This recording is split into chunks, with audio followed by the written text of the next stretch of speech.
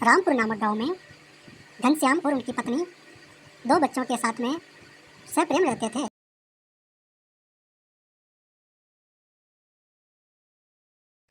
घनश्याम सेठों के यहाँ खेतों में कार्य करता था और उनकी पत्नी वहीं पास के बंगले में सफाई का कार्य करती थी।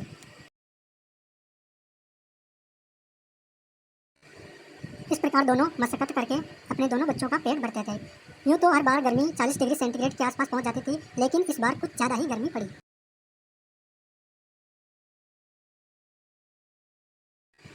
गर्मी की वजह से गांव वाले बहुत ही परेशान थे। रात हो या दिन, गांव वाले बहुत परेशान थे। इस साल तो भारी गर्मी पड़ी है, काम पर भी जाने का मन नहीं करता। पूरा कमीज पसीने से भीग जाता है। ना जाने इस साल की गर्मी कैसे कटेगी। सुन रही हो ना तुम? चलो अच्छा, मैं काम पर जाता हूँ, वरना सेठ गुस्सा करेगा। ये कहकर घनश्याम काम पर निकल जाता है। पिंकी और चिंकी सरकारी स्कूल में पढ़ते हैं। उनकी मम्मी उनको छोड़कर काम पर चली जाती है। लता के बंगले के मालिक के 2 बच्चे हैं, सीता और शिवम।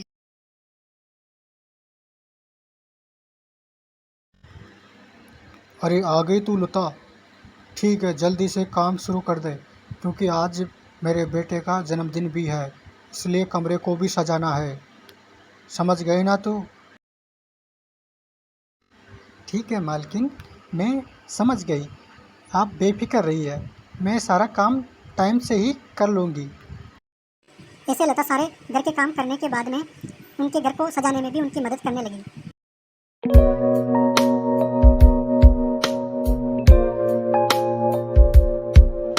अच्छा मालकिन, मैंने सारे घर के काम भी पूरे कर लिए हैं, कमरे को भी सजा दिया है। अब मैं घर जाती हूँ। हाँ ठीक है ठीक है। और सुनो, मेरे बेटे का जन्मदिन है, तो शाम को 7 बजे तुम पार्टी में आ जाना। ठीक है मालकिन, मैं शाम को बच्चों के साथ में यहाँ पे आ जाऊँगी। ऐसा कहकर और दोनों बच्चों को तैयार करके पार्टी में भी आ जाती है। पार्टी बहुत ही खास थी।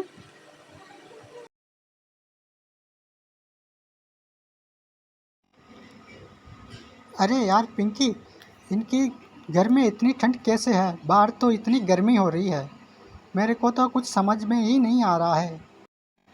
इतने में इन सब की बातें सुनकर शिवम इनके पास में आता है और बोलता है, यह घर ठंडा इसलिए है क्योंकि यहाँ पर प्रत्येक कमरे में एसी लगी हुई है।